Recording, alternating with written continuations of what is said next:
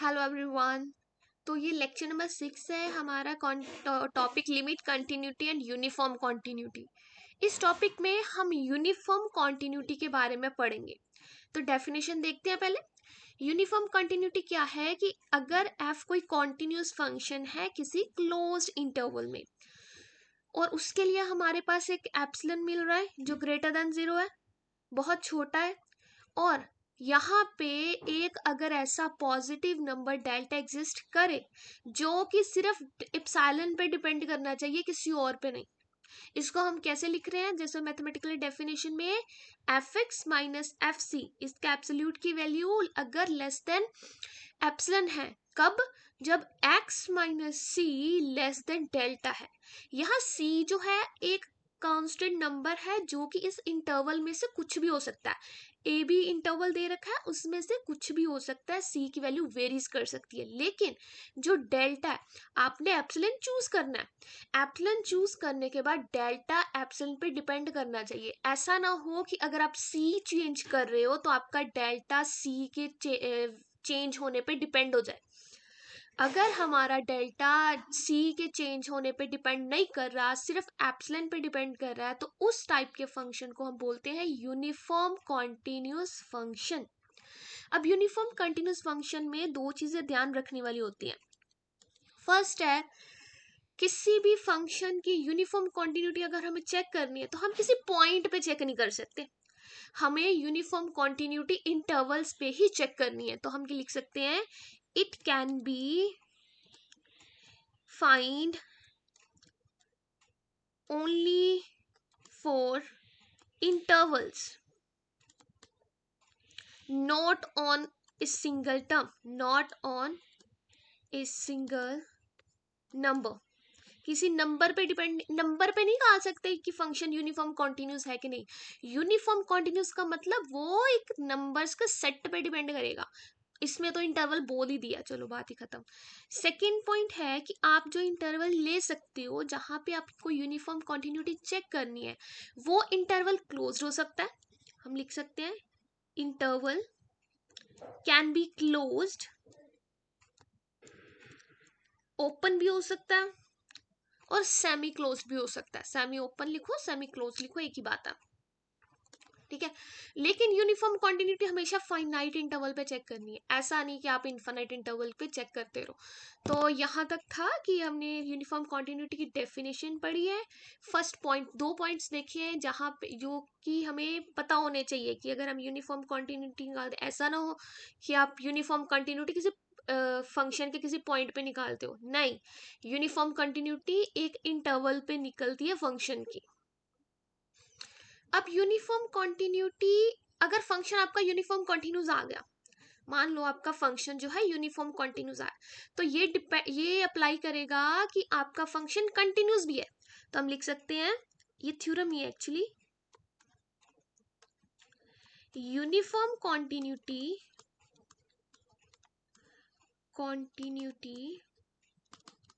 Implies continuity. अगर uniform continuous है तो कंटिन्यूस होगा, लेकिन अगर सिर्फ कंटिन्यूस है तो कोई गारंटी नहीं है कि यूनिफॉर्म कॉन्टिन्यूस भी होगा ये हमारा फंक्शन। ओके, नेक्स्ट थ्योरम है कि अगर आपने चेक किया कि आपका फंक्शन जो है कंटिन्यूस आ गया किसी क्लोज्ड इंटरवल में, if a function is continuous in closed interval EB, then जो हमारा फंक्शन होगा ये वो यूनिफॉर्मली कंटिन्यूस हो जाएगा। F x is uniformly continuous.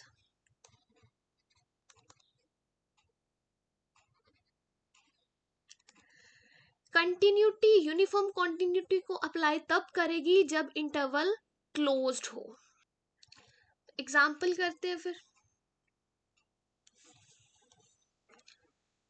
Example one, तो ये एग्जाम्पल है। हमें शो करना है कि function F X equals to X square ये यूनिफॉर्मली कंटिन्यूस है, ये ओपन 0 से क्लोज्ड 1 तक। इसके लिए हमें एक यूनिफॉर्म कॉन्टिन्यूटी की दूसरी डेफिनेशन चेक करते हैं, वो है कि अगर x1 माइनस x2 इन दोनों का डिफरेंस लेस देन डेल्टा है तो F of x1 minus F of x2 इन दोनों का डिस्टेंस लेस देन एप्सिलॉन आएगा। x1 x2 कौन है? x1 और x2 ये दोनों क्लोज्ड इंटरवल ए बी में से लिए गए। अब ये वाली डेफिनेशन हम यहाँ पे लगाएंगे, तो सॉल्यूशन में देखते हैं। फंक्शन क्या दे रखा? एक्स स्क्वायर, तो हमने किस पे? इन क्लोज्ड 0 1 पे, ओपन 0 क्लोज्ड 1 पे। x1 और x2 कोई भी दो नंबर चूज कर लो, x1 and x2,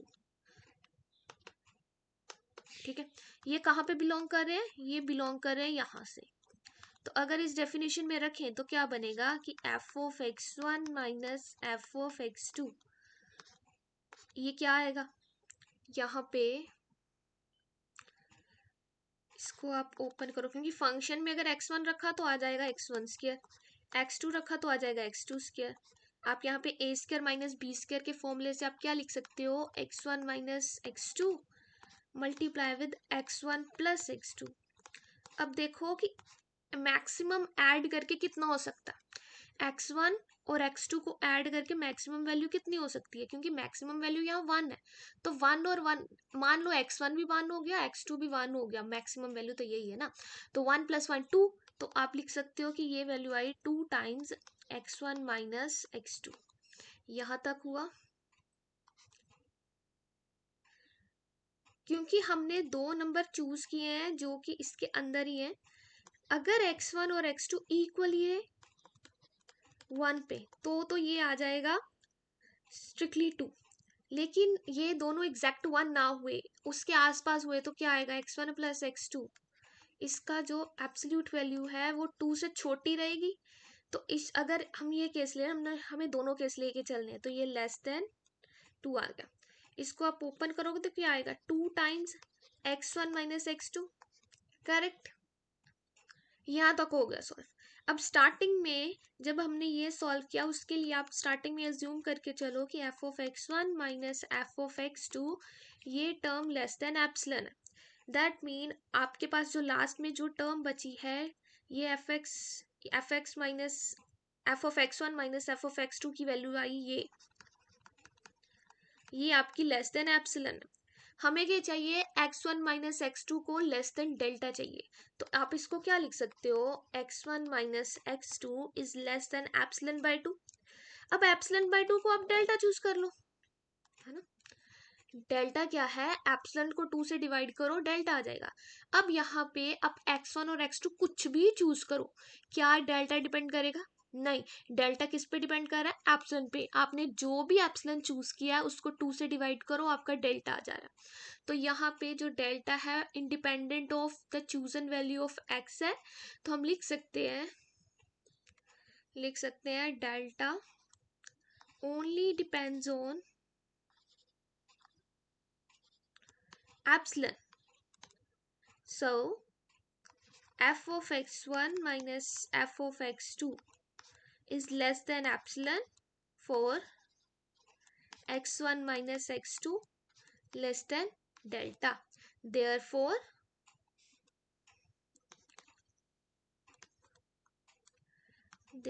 function is continuous, uniformly continuous. Function is uniformly continuous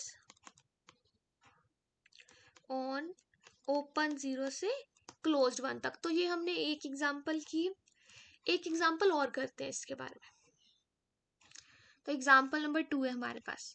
इसमें क्या शो करना है हमें कि फंक्शन दे रखा है x+5। ये चेक करेंगे कि यूनिफॉर्मली कंटिन्यूस है कि नहीं इस क्लोज्ड इंटरवल 0 1 में और नॉट। तो फंक्शन है x+5। डेफिनेशन क्या कहती है? आपने दो नंबर चूज करने हैं, x1 और x2, हमने ले लिए x1 एंड x2, और ये अगर लेस देन एप्सिलॉन है तो x1 और x2 का डिफरेंस लेस देन डेल्टा ना चाहिए, डेल्टा सिर्फ एप्सिलॉन पे डिपेंड करे।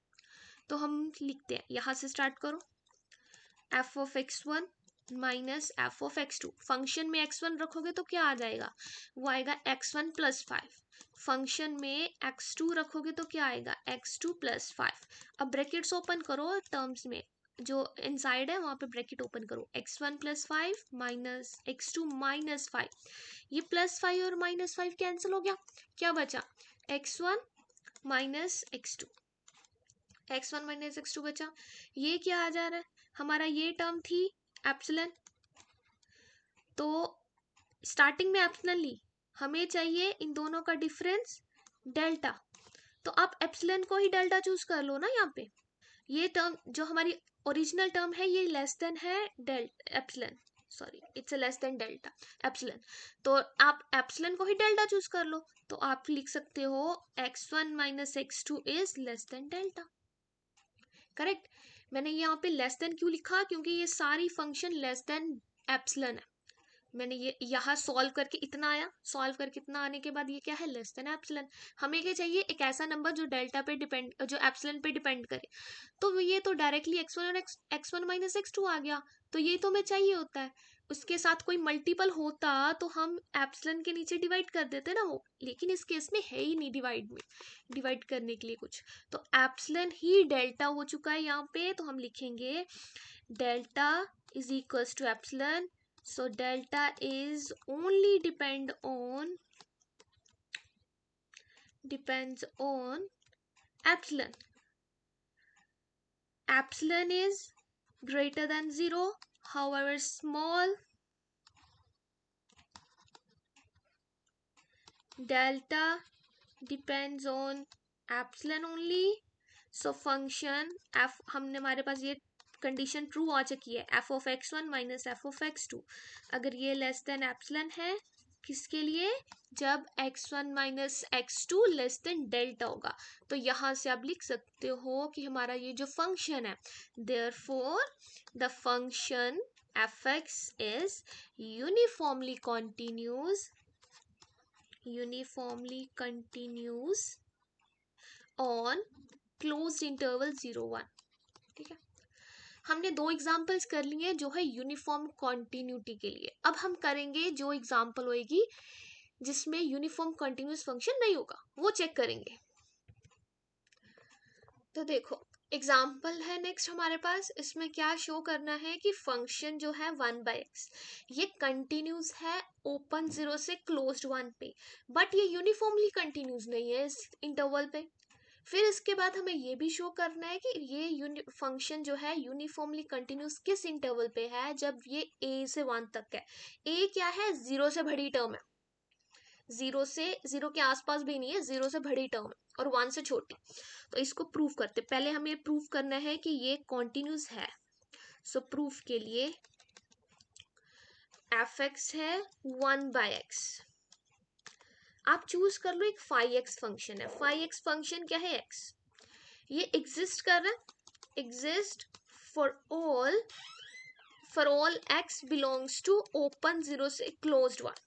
आप x में कुछ भी वैल्यू रखो, ये एग्जिस्ट कर रहा है, और लिमिट चेक करोगे तो तब भी वैल्यू सेम ही आएगी उस वैल्यू से, क्योंकि फाई एक्स की वैल्यू 0 नहीं है इस इंटरवल में, ओपन 0 से क्लोज्ड 1 में वैल्यूज 0 नहीं है।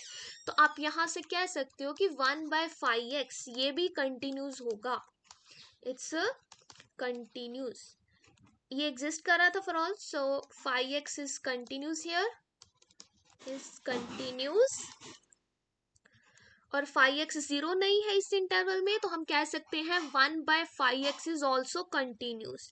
1/5x था क्या, fx, so fx is continuous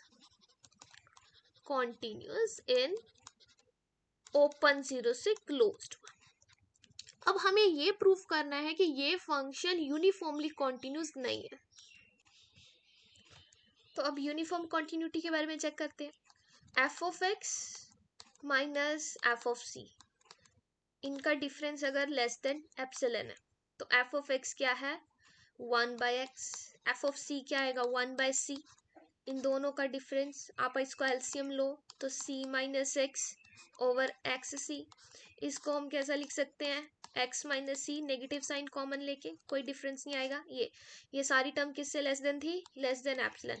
हमें क्या चाहिए कि ये टर्म x माइनस सी, हमें चाहिए है x माइनस सी लेस देन आ जाए कुछ डेल्टा एप्सिलॉन के मल्टीपल के साथ में, डेल्टा एप्सिलॉन का कोई भी मल्टीपल आ जाए जिसको हम डेल्टा बोल देंगे।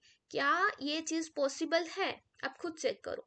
x minus C is less than x epsilon and सी।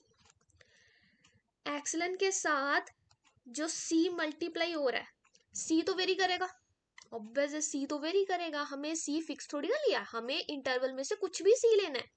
ये तो वेरी कर रहा है c, it's depend upon c। अगर आप इसको डेल्टा मान भी लो तो ये तो c पे डिपेंड कर रहा है।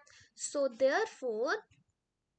देयरफॉर आपका जो डेल्टा है it's depend on x that we choose कि आप x क्या चूज कर रहे हो, आप x और c क्या चूज कर रहे हो उस पर डिपेंड कर रहा है।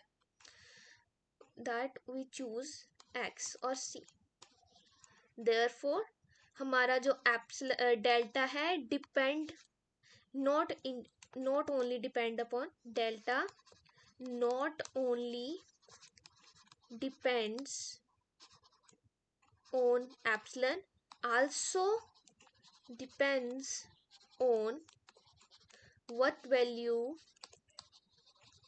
of c we are choosing, कि आप वैल्यू क्या चूज कर रहे हो उस पर भी डिपेंड कर रहा है, क्योंकि ये c का मल्टीपल आ गया ना। हमें क्या चाहिए, c से इंडिपेंडेंट, कि आप c को 1 by 1 कुछ भी रखो 0 से 1 तक, ये c पे डिपेंड नहीं करना चाहिए, लेकिन ये c पे डिपेंड कर गया तो हम लिखेंगे f where there does not exist delta that is only depend upon epsilon, therefore fx is not uniformly continuous, not uniformly continuous। और दूसरा आप ऐसा भी चेक कर सकते हो, कहाँ पे, ओपन 0 से 1 तक, इसको आप ऐसा भी चेक कर सकते हो क्योंकि यहाँ पे x की वेरिएशन कहाँ पे है, 0 से 1 तक, 1 इंक्लूडेड। अगर x 0 की तरफ गया तो ये तो इन्फिनिट की तरफ चला जाएगा, इन्फिनिट की तरफ चला गया, हमें तो फाइनाइट नंबर मिला ही नहीं डेल्टा, तो उस केस में आप वैसा भी कह सकते हो कि ये एग्जिस्ट नहीं कर रहा। तो F x is not uniformly continuous on 0 से 1। हमें एक और पार्ट इसका प्रूव करना था, ये हम कर चुके हैं, यूनिफॉर्म नॉट यूनिफॉर्मली कंटिन्यूस, ये भी हमने कर लिया। अब साथ में उसने कहा था शो करो कि फंक्शन यूनिफॉर्मली कंटिन्यूस है क्लोज्ड ए से 1 तक। अब हमारा फंक्शन जो है, फंक्शन अगर क्लोज्ड इंटरवल पे कंटिन्यूस है तो क्लोज्ड इंटरवल पे यूनिफॉर्मली कंटिन्यूस भी होता है। तो फंक्शन 1/x कहाँ पे, a से 1 तक, a क्या है, 0 से स्ट्रिक्टली बड़ा है और 1 से छोटा है।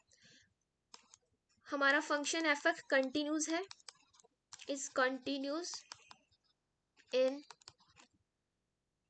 a to 1 क्योंकि एग्जिस्ट कर रही है। आप कुछ भी वैल्यू रखो, इनफाइनाइट आंसर तो नहीं आ रहा ना, फाइनाइट आंसर ही आ रहा है रखने पे। तो यहां से because it was a closed interval, because it was a closed interval, therefore it is also हम लिख देते हैं function is, therefore F x is also uniformly continuous, it's a uniformly continuous on closed interval a से 1 तक। Clear? तो ये example थी जिसमें फंक्शन कंटिन्यूस तो है लेकिन यूनिफॉर्म कंटिन्यूस नहीं है। इसी तरह की और एग्जांपल्स भी हो सकती हैं, आप खुद से ट्राई करो, राइट? तो इस लेक्चर में हमने क्या किया, यूनिफॉर्म कॉन्टिन्यूटी की है, उसके दो डेफिनेशंस हैं, एक है एक सिंगल एक्स जिसमें हम सी चूज करके करते हैं और दूसरी डेफिनेशन जिसमें हम उस इंटरवल के दोनों पॉइंट्स चूज कर लेते हैं। तो राइट, आप दोनों में से कोई भी डेफिनेशन लगा के यूनिफॉर्म कंटिन्यूटी चेक कर सकते हो। ये भी आप चेक कर लेना कि कौन सी डेफिनेशन लगाने से आपको इजीली सॉल्यूशन मिल रहा है। कई बार होता है कि फर्स्ट वाली डेफिनेशन नहीं, सेकंड वाली ज़्यादा इजी हो जाती है सॉल्व करने के लिए। ऑलराइट, तो ये हमारा टॉपिक जो हमने शुरू किया था, limit continuity and uniform continuity, ये यहीं पे कंप्लीट हो जाता है। आपको कोई डाउट हो तो आप कमेंट सेक्शन में पूछ सकते हो। ऑलराइट, तो हम नेक्स्ट लेक्चर में मिलते हैं किसी और टॉपिक के साथ। Thanks for watching.